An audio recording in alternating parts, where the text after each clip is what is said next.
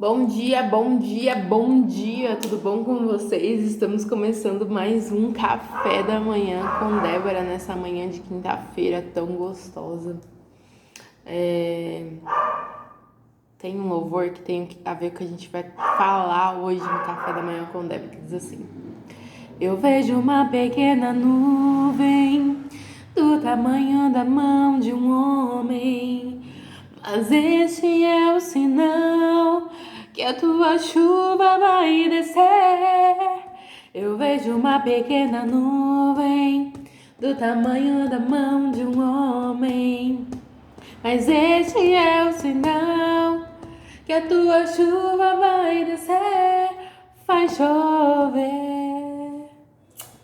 Senhor, faz chover sobre a nossa vida a tua provisão, faz chover sobre a nossa vida a tua graça, faz chover sobre a nossa vida saúde para a nossa nação. Senhor, faz chover bênção sobre a nossa vida.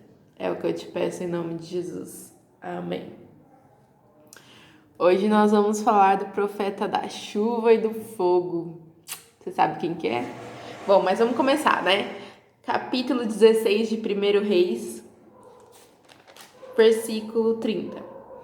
Acabe, filho de Onri, fez o que o Senhor reprova, mais do que qualquer outro antes dele. Essa frase se repete muito nesse capítulo e vem se repetindo nos capítulos. O livro de 1 Reis, ele fala a história dos reis de Israel e de Judá também. E ele fala muito disso, e aqui ele sempre fala, porque aí é que tá. A liderança, ela tem que estar de acordo com o que Deus quer. Todo governo de um país, toda liderança de um país deve estar baseado na palavra. Eu sei que é difícil, porque nós vivemos hoje em dia num mundo com muitas religiões e muitas coisas, eu entendo. Mas quando um rei, quando uma liderança, quando um governo se volta ao Senhor, as bênçãos vêm sobre ele. Aí você pode dizer assim, mas o governo do Bolsonaro se voltou ao Senhor, porque houve muitas coisas. E aí a gente está vivendo tudo que a gente está vivendo. Só que o que nós estamos vivendo é uma coisa global. E é uma consequência também da imprudência humana. É o que eu vejo.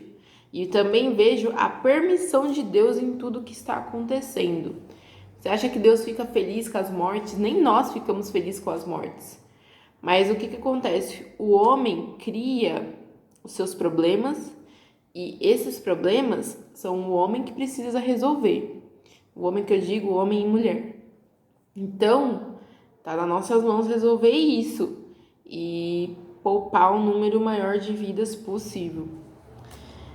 E aqui também, no tempo de Acabe, ele fez muita besteira. Foi bem besteira mesmo que ele fez. E o povo sofre, toda vez o povo sofre. Mas olha o que acontece aqui, ó. Capítulo 17, versículo 1. Ora, Elias de Tisbe, em Gileade, disse a Acabe: Juro pelo nome do Senhor, o Deus de Israel, a quem sirvo, que não cairá orvalho nem chuva nos anos seguintes, exceto mediante a minha palavra. Esse é o doido do Elias. Brincadeira. Elias era um profeta. Difícil encontrar profeta igual Elias. Eliseu foi bastante, mas Elias, eu vejo assim, Elias era muito ousado. É a primeira coisa que eu vejo aqui, porque ele fala aqui, que não iria chover, exceto mediante a minha palavra. Então ele usou a palavra dele. Não foi nem a palavra de Deus, foi mediante a palavra dele. Ele tinha esse poder, essa ousadia sobre as coisas de Deus. E o que ele falava, acontecia. Versículo 2 ao 4. Depois disso, a palavra do Senhor veio a Elias: Saia daqui, vá para o leste e esconda-se perto do riacho de Querite, a leste do Jordão. 4. Você beberá do riacho, e dei ordens aos corvos para o alimentarem lá. Então você vê que Deus tinha um cuidado com Elias. Deus falou assim: cai fora daí, que senão você vai morrer, né? por causa da palavra dele. Ele era muito assim, rígido, muito brutão, assim. E aí ele falou, e Deus falou, ó, cai fora que você vai precisar se esconder. E foi. Ó, versículo 13 ao 14 do capítulo 17. Elias, porém, lhe disse: não tenha medo, vá para casa e faça o que disse, mas primeiro faça um pequeno bolo com o que você tem e traga para mim, e depois faça algo para você e para o seu filho. 14. Pois assim diz o Senhor, o Deus de Israel: a farinha da vasilha não se acabará, e o azeite da botija não se secará até o dia em que o Senhor fizer chover sobre a terra.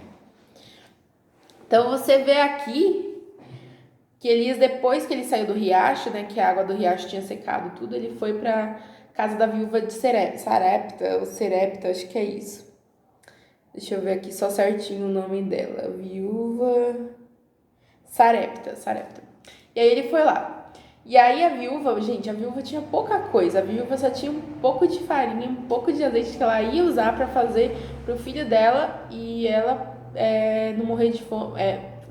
Vamos supor, jantar aquele dia e depois morrer. Era essa a perspectiva de vida dela. E Elias chegou lá e falou assim, ó, vai lá, faz um bolo pra mim e pra você, pra mim primeiro, depois você faz pra vocês. E é isso, e liberou essa palavra. E ela falou, meu filho, não dá, porque eu só tenho pra mim e tal. E aí o que aconteceu? Ela fez. Engraçado, num tempo tão difícil que era naquela época, você acha que não era? De falta de chuva, de escassez de chuva, Elias vai lá e fala, eu quero que você faça algo para eu comer. Se fosse hoje em dia, por exemplo, no tempo de coronavírus, e aí Elias estivesse no nosso tempo, ele falasse assim, ó, eu quero que você, um exemplo, vá lá e impõe as mãos sobre tal pessoa, você não conhece a pessoa, porque eu vou curar ela, vou usar esse exemplo. Às vezes teria pastores, teria gente que não iria colocar a mão por causa do contato. Tô dizendo contato. É você fazer algo oposto ao que está acontecendo na época.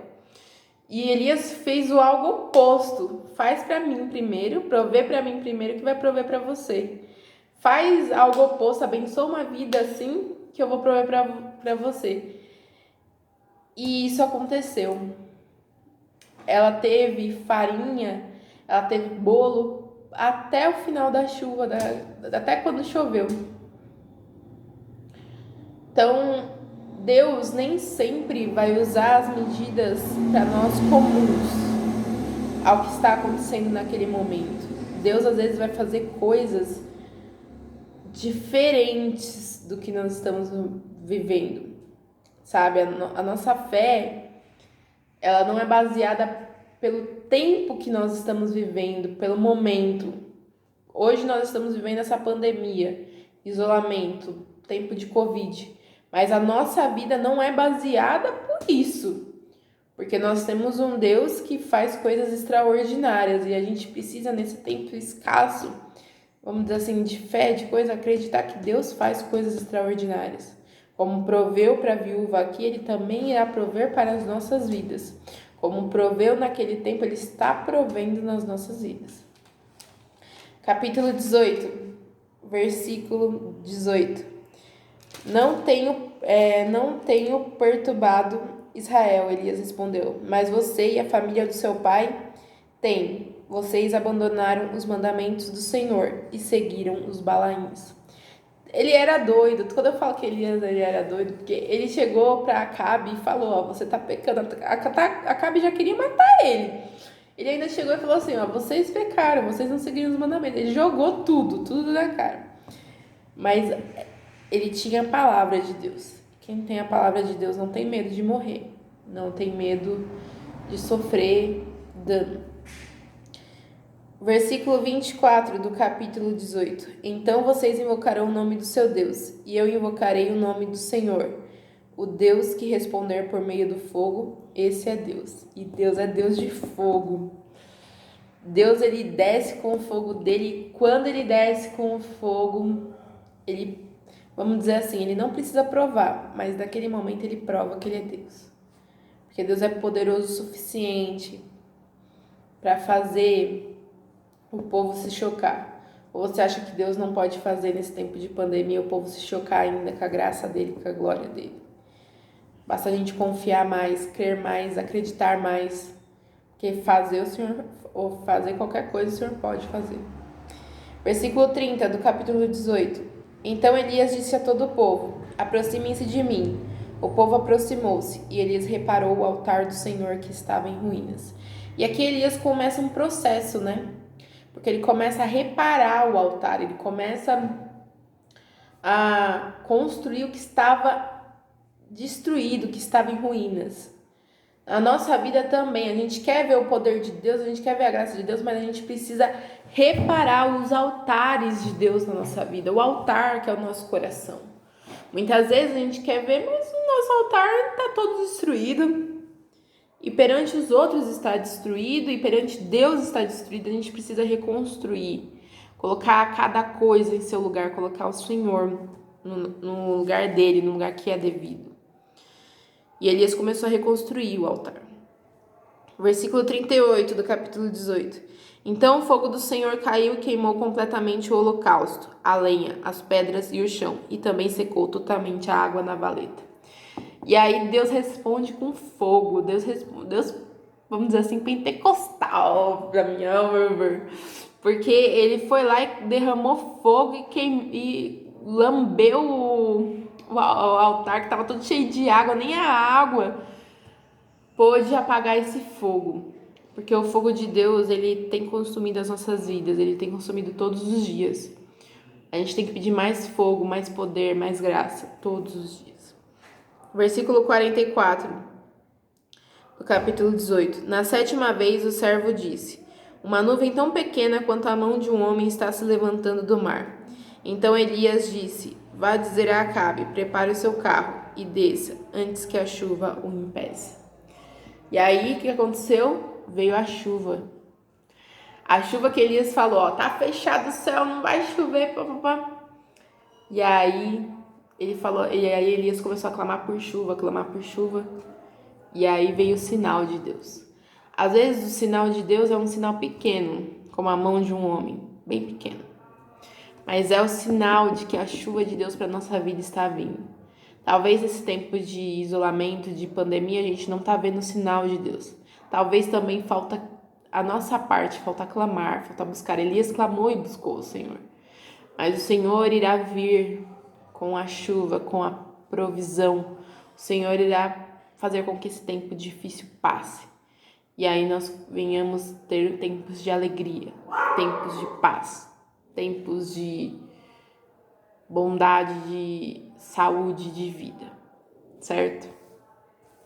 Esse é o meu desejo para a nossa nação, para o nosso povo. Esse é o meu desejo todos os dias. Que nós possamos passar por esse tempo difícil. Eu sei que algumas medidas ainda precisam ser tomadas, mas que isso passe logo e que nós possamos ver a graça de Deus, a provisão de Deus sendo derramada sobre a nossa nação. Eu acredito que Deus tem grandes coisas para nós.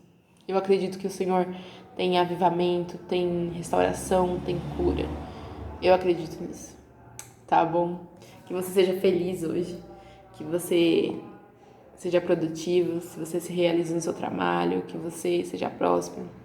Se você estiver estudando, que você aprenda bastante, que você possa ser a glória da nossa nação no futuro, que você possa ser uma referência. E que você viva em amor com sua família, se divirta com seus amigos, namorada, noivo, enfim, seja pleno e completo em tudo que você fizer, tá bom? Assistam os meus vídeos, se inscrevam no meu canal, curtam, compartilhem, comentem, ativem as notificações. Todo dia tem vídeo novo, ativem o sininho. E é isso, gente. Tenham um excelente dia em Deus. O Senhor tem grandes coisas ainda essa semana pra nós. O Senhor está fazendo milagres todos os dias, tá bom? Beijo. Deus abençoe vocês. E eu também.